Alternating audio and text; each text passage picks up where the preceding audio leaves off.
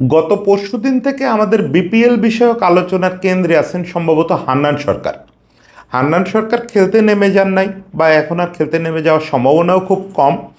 কিন্তু যে এরকম একটা নিলাম ঘরে ঝড় তুলছেন, চুপচাপ থেকে একটা ঝড় তুলছেন, সেটা নিয়ে বেশ আলোচনা হচ্ছে। মানে আমাদের বিপিএল নিলামে বা বিপিএল ড্রাফট যেটা মাঝে দীর্ঘদিন চলতো, কখনোই আমরা খুব স্মার্টনেস, খুব রিসার্চ করা এবং খুব গার্ডস দেখানো এই জিনিসগুলোর প্রমাণ পাই নাই কোনো টিমের কাছ থেকে। একটু গা জোয়ারি টিম সিলেকশন, গা জোয়ারি খেলোয়াড় কেনা, এগুলোই চিরকাল দেখে আসছে। সেই জায়গায় হান্নান ভাই আমাদের একটা ইন্টারন্যাশনাল এক্সপিরিয়েন্স দিছে, যে সে যেরকম স্মার্ট একটা টিম সিলেক্ট করছে, মানে যেরকম সে আশা করে বা যেরকম একটা টিম কম্বিনেশন হলে বেটার হয়, একটা টোটাল টিমের দিকে গেছে, সে নামের দিকে যায় নাই। এই জিনিসগুলো আসলে সবাইকে মুগ্ধ করছে, এবং সেটা নিয়ে আমি দেখলাম যে ফেসবুকে বেশ লেখালেখি হচ্ছে যে হান্নান সরকার এটা কিভাবে করলেন। আমি হান্নান ভাইয়ের সঙ্গে একটা আলাপ করছি, আলাপ করে যে খুব নতুন কিছু জানতে পারছি সেটাও না, কারণ হান্নান ভাই কীভাবে এটা করবে এবং কেন এটা করতে পারছে সেটা মোটামুটি আমাদের বোঝার কথা। সেই বোঝা জিনিসটাই আরেকবার একটু বলি, হান্নান ভাই কী বলতেছিল সেগুলো একটু বলবো, যে আসলে সিক্রেটটা কী, কীভাবে হান্নান ভাই এই স্মার্টনেসটা শো করলো। দেখেন, আমরা আইপিএল নিলামে এই জিনিসটা দেখে অভ্যস্ত, যে আইপিএল নিলামের টেবিলে যে লোকগুলো বসে, এগুলো কেউ চেয়ার ভরানোর জন্য বসে না। ওখানে যে কজন লোক বসে প্রত্যেকের নির্দিষ্ট ডিউটি থাকে, প্রত্যেকের নির্দিষ্ট একটা রোল থাকে, যে সে এই কারণে বসছে। মুম্বাই ইন্ডিয়ান্সের টিমের ওই চেয়ারগুলোতে যারা বসে বা দিল্লি ক্যাপিটালসের যারা বসে, প্রত্যেকে ওখানে বসে ধুরন্ধর সব স্মার্টনেস দেখায়। একজন লোক তো আছেন, ওই যে আবার নামটা ভুলে গেছে, কিষান গান্ধী, ওনাকে বলা হয় আইপিএলের চাণক্য। যে উনি নিলাম টেবিলে থাকা মানেই, এবং উনি দিল্লির নিলাম টেবিলে শুরু থেকেই থাকেন, উনি কিছু না কিছু অদ্ভুত সব কল করে পুরো হাউস এলোমেলো করে ফেলবেন, এবং একটা স্ট্রিট স্মার্টনেস ওনার ভেতরে আছে। উনি এগুলো করে নিজের টিমটা শেষ পর্যন্ত দুর্দান্ত করে গোছানোর চেষ্টা করেন। আলটিমেটলি আউটপুট পক্ষে আসুক বা না আসুক, এই যে নিলাম টেবিলের স্মার্টনেস, নিলাম টেবিলে যে বুদ্ধিমত্তার পরিচয় দেওয়া, এই ব্যাপারগুলো আসলে এই ধরনের নিলামে খুব জরুরি এবং খুব দেখতেও ভালো লাগে, এবং এটা আসলে বোঝায় যে ক্রিকেটে আমরা ডেভেলপ করতেছি। তো আমি আসলে কাউরে ছোট করতে চাই না, কিন্তু আমাদের বিপিএল নিলামে আমি কখনোই এরকম স্মার্টনেস দেখি নাই। দেখেন, একবার একটা ঢাকার টিম, এই টিমটার সঙ্গে বাংলাদেশের 5জন না 6জন ন্যাশনাল ক্যাপ্টেন ইনভলভ ছিল। তারপরেও তারা যে টিমটা বানাইছিল সেটা একটা জগাখিচুড়ি টিম হয়েছিল। মানে দেখা গেছে যে একগাদা middle order batsman, top order সেরকম নাই, ব্যাকআপ কম, মানে একটা ভুতুড়ে টিম হয়েছে। আমাদের বিপিএলে বেশিরভাগ ক্ষেত্রে তাই হয়। বিশ্বাস করেন, সবাই আসলে বড় বড় নাম দেখে, কে কোন পজিশনের জন্য উপযুক্ত, কোন ধরনের উইকেটে খেলা হবে, আমার কি ধরনের বোলার লাগবে, কি ধরনের ব্যাটসম্যান লাগবে, যদি কোনো কারণে অমুক ব্যাটসম্যান আনঅ্যাভেলেবেল হয়ে যায় আমার ব্যাকআপটা কি হবে। এই পুরো জিনিসটা একটা স্কোয়াডের মধ্যে প্রতিফলিত হওয়া, এই জিনিসটা আমরা খুব কম দেখছি। সেই জিনিসটা হান্নান ভাইয়ের মাধ্যমে কালকে আমরা রাজশাহীর কাছ থেকে দেখছি। হান্নান ভাইয়ের সঙ্গে আলাপ করলাম, হান্নান ভাই যথারীতি যেটা বলা উচিত এবং যেটা সত্যি, সে বলছে যে এইটারে একক কৃতিত্ব হিসাবে দেখার কোনো কারণ নাই, এইটা আসলে আমরা একটা দারুণ টিম ওয়ার্ক করছি। এবং সে বলতেছে যে আমি প্রথমত তো যদি আমার ওনার আমাদেরকে এই স্বাধীনতা না দিতেন, যে আমরা আমাদের মতো করে ডিজাইন করে আমরা এরকম ব্যয় করতে পারবো, আমাদের পছন্দের খেলোয়াড় কিনতে পারবো, উনি আমাদেরকে সোজাসুজি বলে দিচ্ছেন যে দেখেন, একটা ভালো টিম করার জন্য যা করতে হয় আপনারা করেন। এই যে স্বাধীনতা দেওয়া, এটা আসলে শুরু। এরপরে হান্নান ভাই তার শান্তরে নিয়ে বসছে, বা অন্যান্য ম্যানেজমেন্টের যারা আছেন তাদের সঙ্গে বসছে, বসে একটা সুন্দর ডিজাইন করছে। এমন তো না যে নিলামে আপনি নির্দিষ্ট একটা টিম সিলেক্ট করে নিয়ে যেতে পারবেন, ওই টিম নিয়ে ফিরতে পারবেন, এরকম কোনো নিশ্চয়তা নেই, এবং সে সম্ভাবনা শূন্যের কাছাকাছি যে আপনি যে 16জন ভেবে ঢুকছিলেন ওই 16জনই কিনতে পারবেন, তা তো না। ফলে প্রত্যেকটা কলের এগেনস্টে আপনাকে 2-3টে করে বিকল্প রাখতে হয়, যে আমি একটা ওপেনার কল করব, এই ওপেনারটা কল করব, যদি তারে বিট করতে না পারি, ফাইনালি তারে জিততে না পারি, তাহলে কার দিকে যাব। এবং ওর জন্য আমি কত দূর পর্যন্ত সর্বোচ্চ যাব, কত টাকা পর্যন্ত যাব, অনেক ইকুয়েশনের ব্যাপার আছে রে ভাই। এবং ওই খেলোয়াড় যদি ওই খেলোয়াড়ের বিকল্প হিসাবে আপনি আগে যারে ভাবছিলেন সে দেখা গেল আগে সেল হয়ে গেছে, তাইলে আপনি কি করবেন? এবার বিকল্প কারে করবেন? অনেক ইকুয়েশন মেলাতে হয়।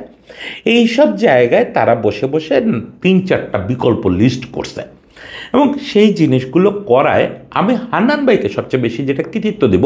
এবং হান্নান ভাই আমার এটাই আসলে সে বলল যে তারও আসলে সবচেয়ে শক্তির জায়গা যেটা, সেটা হচ্ছে গত 8-9 বছর ধরে বাংলাদেশের domestic cricket, age level cricket এবং ন্যাশনাল ক্রিকেট এটা হান্নান ভাই একদম হাতের তালুর মতো চেনে।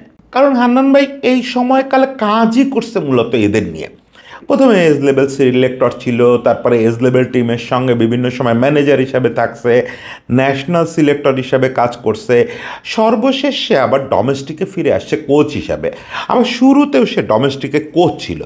ফলে যতভাবে লোকাল ক্রিকেটারদের চেনা সম্ভব, তাদের গত 2-3 বছরের পারফরমেন্স বোঝা সম্ভব, কে কোন উইকেটে কোন প্যাটার্নে বেটার পারফরমেন্স করবে, এগুলো জানা সম্ভব। এটা হান্নান ভাইয়ের একদম মুখস্থ। এখন কথা হচ্ছে এইখানে অনেকে বিভিন্ন টেবিলে ছিল যাদের এটা হান্নান ভাইয়ের চেয়েও বেশি মুখস্থ। তাহলে হান্নান ভাইয়ের মতো স্মার্টনেস তারা দেখাইলো না কেন, দেখাইতে পারলো না কেন? কারণ হচ্ছে হান্নান ভাই ওই মুখস্থ জিনিসগুলো নিয়েই ওখানে শুধু বসে নাই, সে আসলে তার টিম নিয়ে, আমরা সেই টিমের মধ্যে শান্তকে পার্ট ধরে নিতে পারি। হান্নান ভাই বলতেছে যে তানজিদ তামিম, তার যে দুটো ডিরেক্ট সাইনিং লোকাল, দুজনের কাউরেই সে ছোটো করে দেখতেছে না, বলতেছে শান্তর সঙ্গে একটু বেশি কথা হয়েছে, একটু সিনিয়র বলে। ফলে শান্তরেও কৃতিত্ব দিচ্ছে সে। তারা একটা টিম ওয়ার্ক করে রিসার্চ করছে এবং একটা প্ল্যান করছে, একটা সুনির্দিষ্ট স্ট্র্যাটেজি তৈরি করছে যে কি কল করব, কাকে কাকে কল করব, কার কার পেছনে ছুটব, কত দূর কোনটার পেছনে বিনিয়োগ করব, ওইটাকে না পেলে কার পেছনে যাব। এইভাবে তারা একটা বিরাট লিস্ট নিয়ে এবং রীতিমতো সেটার জন্য তারা একটা রিসার্চ করে রাতের পর রাত রিসার্চ করে জিনিসটা দাঁড় করাইছে। প্রথমে হান্নান ভাই একটা শিট দাঁড় করেছে, এরপরে এটা নিয়ে শান্তর সঙ্গে বসছে, পরে টোটাল ম্যানেজমেন্ট নিয়ে বসছে। এবং হান্নান ভাই অবলীলাক্রমে আমার বললো যে দাদা ওই লিস্টেই পুরোটা নিয়ে আসছি, তারা কিন্তু না, ওনারা ইনপুট দিচ্ছেন, শান্ত ইনপুট দিছে, সেগুলো আমার যেটা জাস্টিফাইড মনে হয়েছে সেটা আবার চেঞ্জ করছি। যে না, আমার 1 নাম্বার পছন্দে থাকার কথা ছিল, আমি হয়তো শান্তর কথায় বা ম্যানেজমেন্টের অন্য কারোর কথায় কনভিন্স হয়ে আমি ওটা আবার চেঞ্জ করছি। ফাইনালি রাজশাহী টিম ওখানে টেবিলে যারা বসছে তাদের সমন্বিত মেধায় একটা লিস্ট নিয়ে বসছে। এটা খুব ক্রুশিয়াল একটা ব্যাপার যে টিম ওয়ার্ক করা। এই জায়গাটায় হান্নান ভাইয়ের একটা বড় সুবিধা হচ্ছে শান্তকে চুজ করা। ওখানে ওই যে ওনাররা শুরুতেই তাকে ওই স্বাধীনতাটা দিচ্ছে, ফলে সে যখন লোকাল ডিরেক্ট সাইনিং করছে ওই সাইনিংয়ের মধ্যে শান্তকে রাখছে। শান্তকে রাখাটা তার জন্য কতগুলো উপকারে দিচ্ছে দেখেন। একে তো শান্ত একটা ভালো পারফর্মার, আপনি বলতে পারেন ইন্টারন্যাশনাল টি20তে সে ভালো পারফর্মার না, কিন্তু ডোমেস্টিকে তো সে গুরুত্বপূর্ণ পারফর্মার। দ্বিতীয় কথা হচ্ছে যে শান্ত নিজেরও চেনা জানা, এই এখন যারা বাংলাদেশে ক্রিকেট খেলতেছে তরুণরা, এরা তো সবাই শান্তর কন্টেম্পোরারি, হয় শান্তর সঙ্গে খেলছে, না হলে শান্তর একটু জুনিয়র, না হলে শান্তর একটু সিনিয়র, মানে এদের সবাইকে শান্ত একদম ভাই বন্ধুর মতো চেনে। ফলে শান্তরও ধারণাটা খুব স্বচ্ছ এবং সে এর আগে বিভিন্ন লেভেলে ডোমেস্টিকে ক্যাপ্টেন্সি করছে, এই ধরনের টিম বানানোয় অংশ নিয়েছে। ফলে তার এক্সপার্টাইজটা খুব কাজে দিচ্ছে ইয়েকে, হান্নান ভাইকে। আর হান্নান ভাই আর শান্তর বন্ডিংটা খুব ভালো। আমার ধারণা ছিল হান্নান ভাই আর শান্তর বন্ডিংটা শুরু হয়েছে হয়তো এজ লেভেল থেকে, কিন্তু এজ লেভেলে না। হান্নান ভাই আমাকে বললো যে প্রথম ওই যে বিসিবির আয়োজনে একটা যে টি20 টুর্নামেন্ট হয়েছিল, ওখানে মিনিস্টার ঢাকার ক্যাপ্টেন ছিল হচ্ছে শান্ত, আর ম্যানেজার ছিল হচ্ছে হান্নান ভাই। ফলে ওই সময় থেকে তাদের রিলেশনটা খুব ভালো। এরপরে তো ন্যাশনাল টিমে হান্নান ভাই সিলেক্টর হিসাবে কাজ করছে, শান্ত তখন ক্যাপ্টেন হয়েছে। তারপর গত বছর তারা জুটি বেঁধে কাজ করছে হচ্ছে আবাহনীতে, এবং আবাহনী তো এবার আর সেই ক্ষমতা দিয়ে চ্যাম্পিয়ন হতে পারে নাই, এবার তাদেরকে সত্যি সত্যি মাঠে খেলে চ্যাম্পিয়ন হতে হয়েছে। এবং সেই কাজটা হান্নান ভাই শান্ত জুটিই তো করছে। সেই জুটিটা আবার যখন এখানে আসছে ওটা ক্লিক করবেই, ওটা অন্তত মেধার জায়গায় ক্লিক করবেই, সেই জিনিসগুলো করছে। হান্নান ভাইয়ের জায়গায় আরেকটা বড় ভরসা ছিল হচ্ছে রাজিন সালে। তার ছোটোবেলার বন্ধু, এবং সে জায়গায় আমারও একটু বলতে ভালো লাগে যে রাজিন আমারও বন্ধু স্থানীয়। আমি অবশ্যই এটা নিয়ে একটু কনফিউজড যে রাজিন যদি আমার বন্ধু স্থানীয় হয়, হান্নান ভাই কেন আমার ভাই, মানে বড় ভাই কেন? যাই হোক, এই জাতীয় রিলেশনগুলো তো ব্যাখ্যাতীত একটা ব্যাপার। রাজিন সালেও তো আসলে বাংলাদেশের ডোমেস্টিকরে হান্নান ভাইয়ের চেয়ে ভালো বা হান্নান ভাইয়ের সমানই চেনে। রাজিন অনেক দিন ধরে লোকাল ক্রিকেটে কোচিং করাচ্ছে, এবং রাজিনের ক্রিকেট সেন্স এটা তো বাংলাদেশে সবাই তাকে রেসপেক্ট করে। ওই জায়গাটায় রাজিন বাংলাদেশের প্রথম টেস্টের স্কোয়াডে ছিল, এবং বদলি হিসাবে নেমে সে কিন্তু সচিন টেন্ডুলকারের ক্যাচ নিয়ে ফেলছিল। রাজিনের ফিল্ডিং ফ্রিকনেস তো রাজিন যখন খেলোয়াড় ছিল তখন থেকেই দুর্দান্ত, এবং রাজিন কিন্তু একটা চ্যাম্পিয়ন্স ট্রফিতে বাংলাদেশ ন্যাশনাল টিমের ক্যাপ্টেন্সিও করছে। রাজিন আর হান্নান ভাইয়ের জুটিটা সেই আন্ডার 15 থেকে, সম্ভবত আন্ডার 15 থেকে তারা দুজন বন্ধু, রুমমেট, তারপরে আন্ডার 19 এ দল, ন্যাশনাল টিম সব জায়গায় একসঙ্গে খেলছে। এরপরে হান্নান ভাইও কোচিংয়ে আসছে, রাজিনও কোচিংয়ে আসছে। হান্নান ভাই অবশ্য শুধু কোচিং করায় না, সে বিভিন্ন কাজে ইনভলভ হয়েছে, বিসিবির বিভিন্ন ভূমিকায়, কখনো নির্বাচক হয়েছে, কখনো ম্যানেজার হয়েছে। আবার রাজিন যখন এই রাজশাহী টিমেরই ডেপুটি কোচ, তখন কিন্তু ওই যে যেটা বললাম মিনিস্টার রাজশাহীর কিন্তু ম্যানেজার হান্নান ভাই। ফলে দুজনে তাদের যে ছোটোবেলার বন্ধুত্ব সেটা ক্রিকেটীয় জায়গায় অনেক দিন ধরেই কাজে লাগতেছে।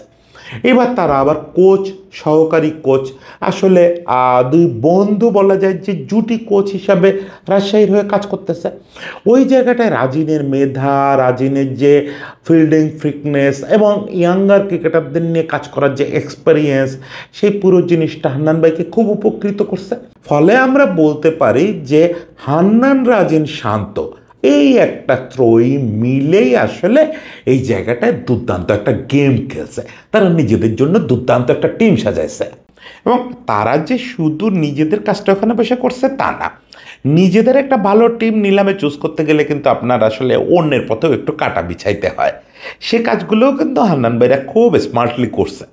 যেসব খেলোয়াড়কে তারা নিবে না, কিন্তু দাম চড়ায় দেওয়ার কাজে ভূমিকা রাখা, ফলস কল করে বুঝতেছে যে অমুক দল টার্গেট করছে, ফলে ওর দামটা বাড়ায় দিলে কী হবে, তার বাজেট কমে যাবে, সে এইখানে আমার সঙ্গে রেসে যাইতে পারবে না। এই কাজগুলো টুকটাক করছে। এবং একটা সুনির্দিষ্ট উদাহরণের ক্ষেত্রে হান্নান ভাই আমার সঙ্গে খানিকটা একমত হয়েছে, যে কোনো একজন খেলোয়াড়কে, কোনো একটা টিমকে নিতে খানিকটা বাধ্য করে ফেলছে সে কল করে করে, এমন একটা পরিস্থিতি তৈরি করছে যে ওই খেলোয়াড়কে তারা হজম করতে বাধ্য হয়েছে। এগুলোই আসলে নিলাম হাউসের স্মার্টনেস। আরেকটা বড় জিনিস হান্নান ভাই যেটা ওখানে শো করছে এবং যেটা সে নিজের ফেভারে খুব কাজে লাগাইতে পারছে, সেটা হচ্ছে রুলস রেগুলেশন বোঝা, বায়োলজ বোঝা। এই জিনিসটা কিন্তু নিলাম হাউসে একদম চোখে পড়ার মতো।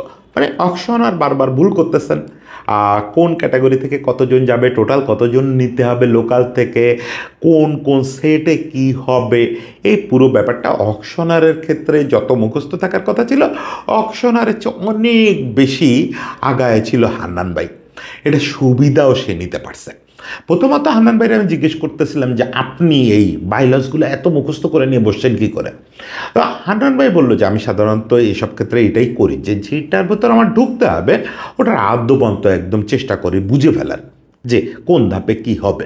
এবং ওখানে তার একটা ব্যাপার ছিল, এর আগের দিন যখন রিহার্সাল হয়, একটা ছোট রিহার্সাল হয়েছিল মিরপুরে, সেখানে হান্নান ভাই এটাতে একটা সংশোধনী আনতে বলছিল, প্রস্তাব করছিল, সেই সংশোধনীটা পুরোপুরি আনা হয় না।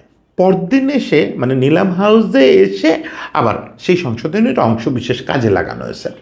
এখন হান্নান ভাইয়ের সুবিধা হয়েছে কি, যে এই যে বায়োলজের খুঁটিনাটি এবং কোথায় ত্রুটি আছে, কোথায় বায়োলজের ফাঁক আছে, এগুলো তো সেই করতে গিয়ে পুরো মুখস্থ করে ফেলছে। ফলে বায়োলজকে কাজে লাগায় কিভাবে আমার বেনিফিট করানো যায়, এটা সে খুব ভালো করতে পারছে। দেখেন, এই পুরো আলোচনাটা আমি হান্নান ভাইয়ের প্রশস্তি বলে মনে হচ্ছে।